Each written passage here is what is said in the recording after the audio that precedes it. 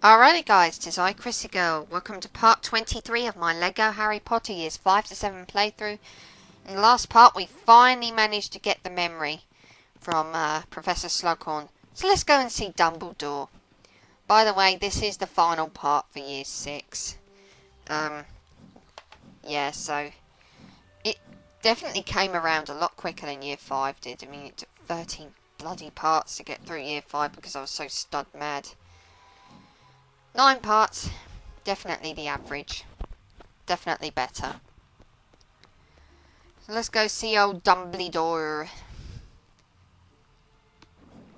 That crazy son of a bitch. The last time I ever walk up these stairs until much later on. Probably after game, that probably would be. After the events of the story. Huh, I actually managed to get up the stairs this time without even one of my comrades giving me grief. Good grief. Okay. So, for now, we bid farewell to Ron and Hermione until the end of the level. Harry and Dumbledore are about to go off on a quest of epic proportions, even though Dumbledore's hand is still possessed by some kind of demon. Kind of reminds me of Liquid Snake possessing Ocelot's arm. Anyway, let's see what he was up to.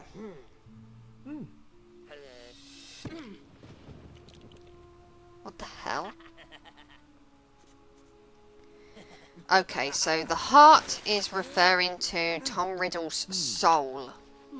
So Voldemort split his soul into 6 bits by the looks of it.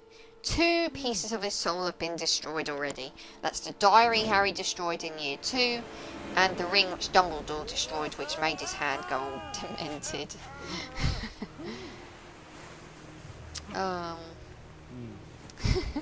That's a funny little segment there. Gotta love the silly little touches that LEGO humour provides. Anyway, let's go and destroy another Horcrux. That's what these pieces of soul are called, so let's go and destroy one. Because if we destroy all the Horcruxes, Voldemort will finally be able to die. And clearly, him creating these Horcruxes just goes to show just how scared he is of dying. What a loser. Everyone dies.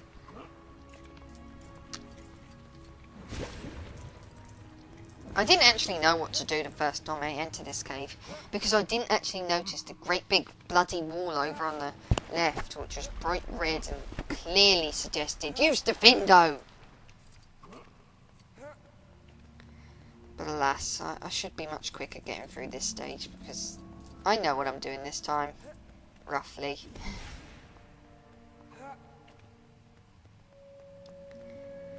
So, yeah. The 6th book was probably not one of my favourites, but it's probably up there somewhere, because it was definitely more about character development than anything else. Though obviously the shock revelation that occurs right towards the end, which you'll see at the end of this level, that also was kind of shocking. And one of the other reasons why I like the book. Okay. Let's create a torch.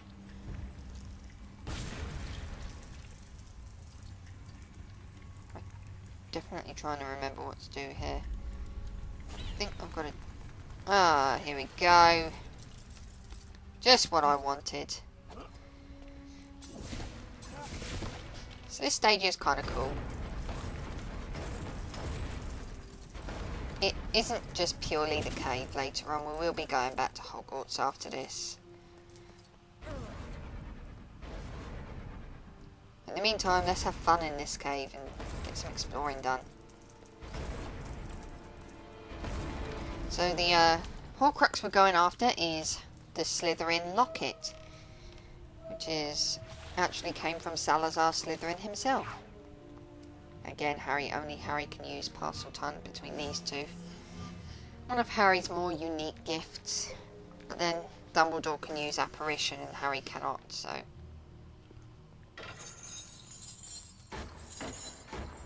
Yay, stairs. Weren't we just there a minute ago? Oh well.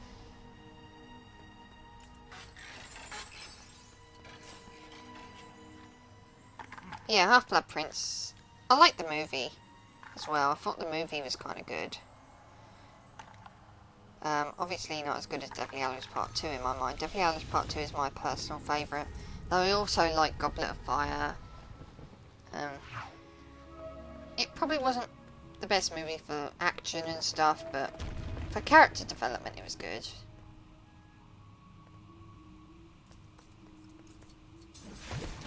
It served its purpose. It tied together the story. It tied together the events of Year 5 and Year 7. And, you know, I liked it.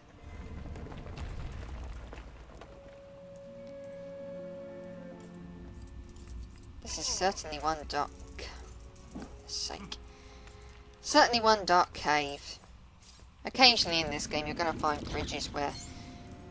or things where you're just not going to be able to judge it right in terms of like jumping across it and stuff.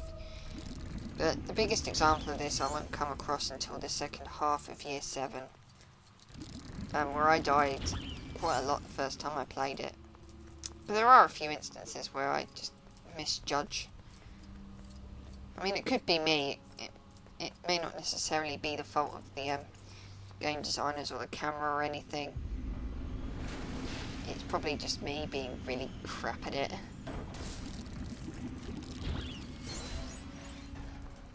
There's a lot of these parcel tunnel thingies around, but that's not too surprising considering that it is Voldemort that set this place up.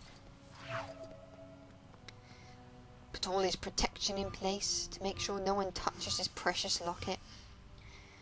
Because Voldemort is pimping people. Voldemort's a motherfucking P-I-M-P. Okay. Let's sweep this up a bit. I think you want to sweep up towards the colours on the floor. If you can. Come on, Harry. You can definitely do it. Come on. There we go. Red, blue, yellow, and green. There we go. Oh, this is a simple memory puzzle. Really straightforward. Just light up the colour. The colours in the order that it shows you to. So yellow and green this time.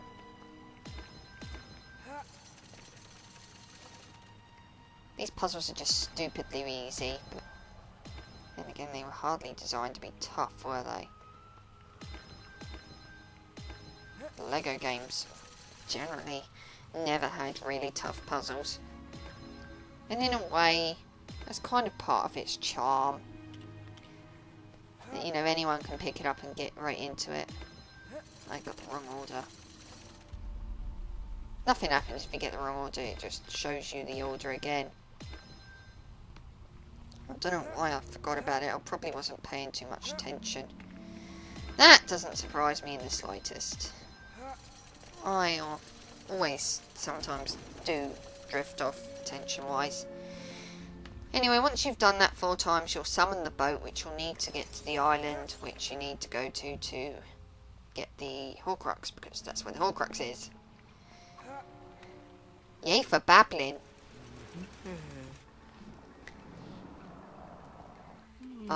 Beneath the water is dead bodies, inferi.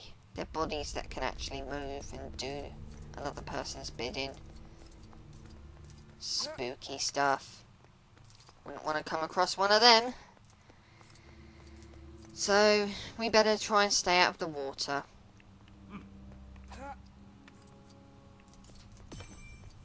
So,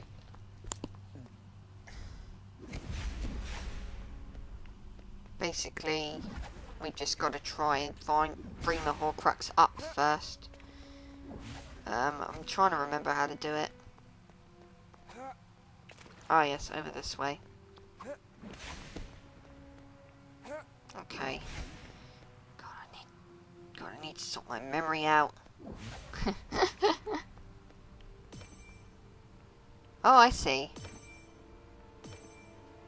Both of you have got to be standing on those white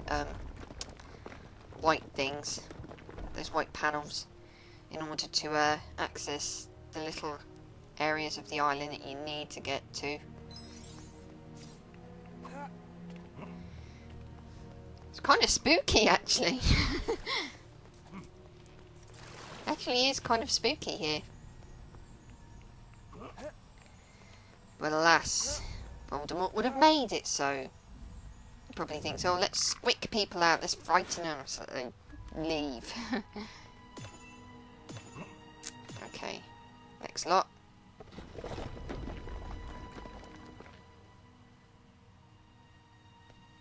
Okay.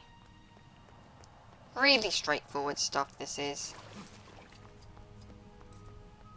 And again, I wouldn't expect anything less.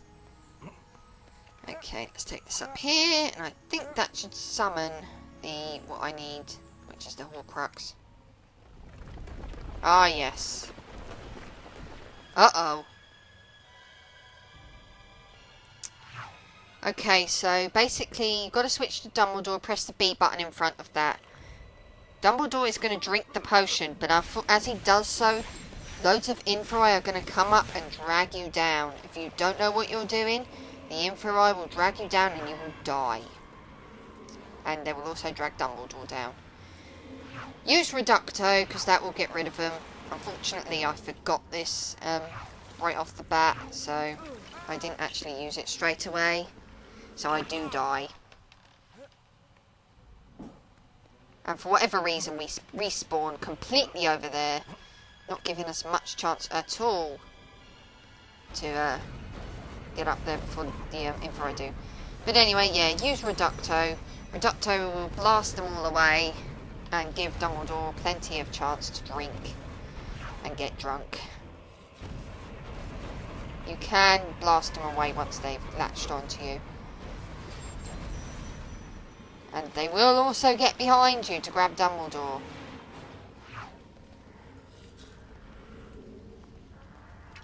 Actually, why am I... Okay, I did. Okay, Harry died. I kind of viewed this as the final encounter of Year 6, because in all honesty, the final encounter of Year 6 is just a duel with Snape, and it's rather disappointing. Yeah, I think Dumbledore's been whisked away again. I'll let him respawn.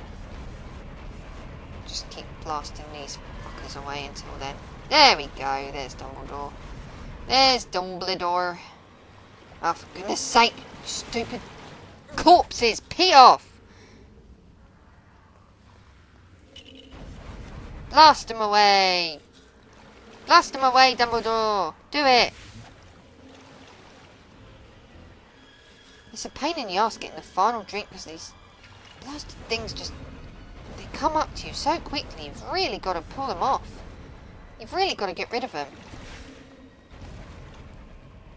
Really make sure there's plenty of space between Dumbledore and the drink.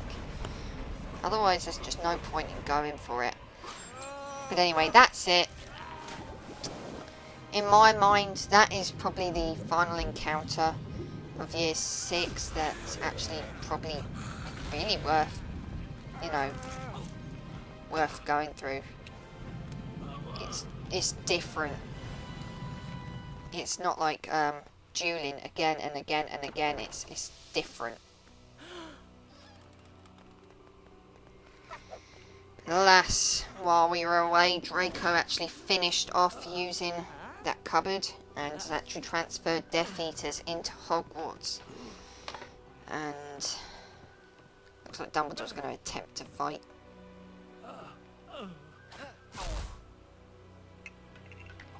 Draco Malfoy disarmed Dumbledore. Remember that little fact?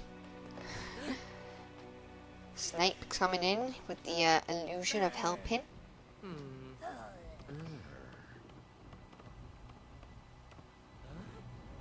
He doesn't look all too pleased about killing Dumbledore.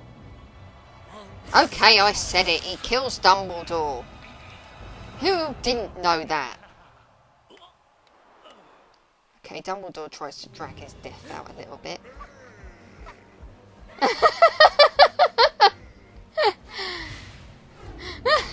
You fucking crazy Death Eaters.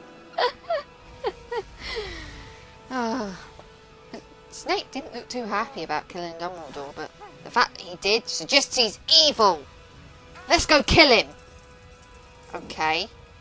I couldn't get those studs for whatever reason. Yeah, you've got to be really careful out here, because walking into certain parts of the scenery that's overcome with flame, you'll die. And I die a ton of times here because I just didn't realise just how far I wasn't able to go over. But, you know, it's okay. It's fine. I'll live. But yeah, Snape has killed Dumbledore. Harry's mentor is gone. Poor Harry. Seems to lose everyone he cares about. First he lost his parents. Then he lost some random student that he had some sort of a rivalry over Cho with. That then later became non-relevant because Cho wasn't his type anymore.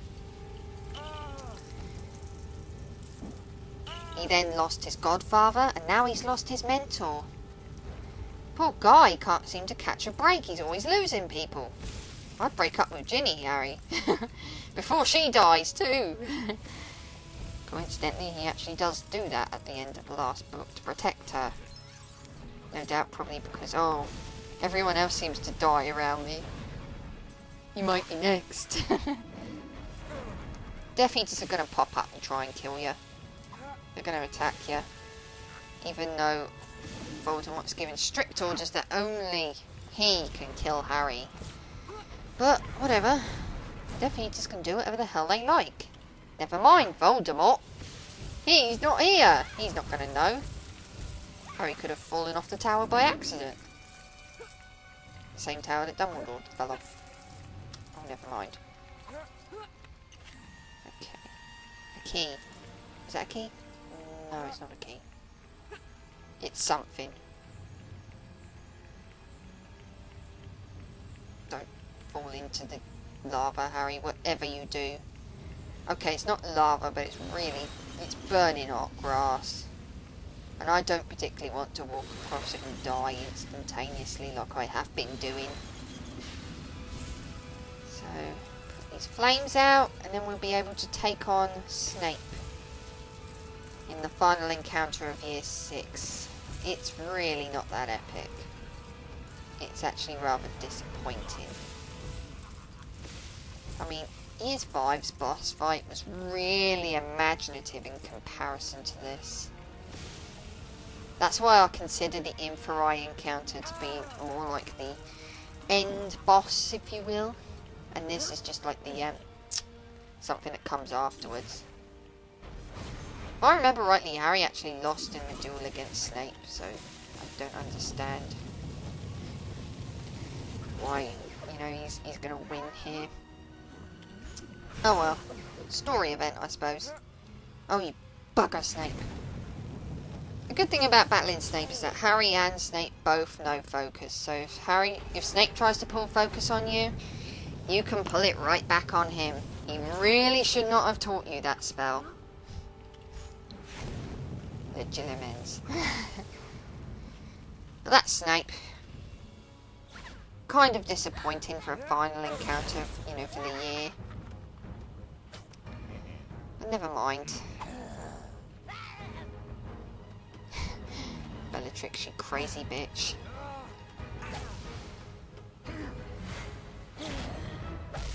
I love what Snape does here. Remember the book? Remember this sign on the front of the book that Harry's been using? Yep. That was Snape's book. Snape knew the spell Sectum Semper. So Snape was the owner of the book, meaning Snape was an arsehole. He was a proper arsehole as a kid. But I love the way that they just show that he's the Half-Blood Prince without him saying any words. He just sticks a bit of paper to his front. Kind of reminds me how, you know, about that prank where people stick paper onto people's backs saying, kick me, and stuff like that. But the teacher's actually voluntarily doing it to himself. I could have got True Wizard had I not died at the end. In all that poxy lava. Well, burning grass, not lava. But alas, Dumbledore is dead. Now Harry is completely on his own. Well, that's a nice position to die in, Dumbledore. Head in the ground. Legs open.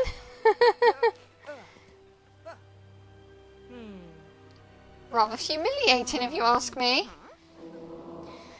I do have to make a note that Dumbledore's Farewell, the tune, the little music track, Dumbledore's Farewell, fantastic. It's my favourite Harry Potter track. It's so emotional. But alas, the Horcrux was fake. Someone else has taken it. So we've still got to find the real one. Bullshit! And Fawkes is going to fly out overhead, seemingly fall, and then rise up again. And that was Year 6, people. See you in part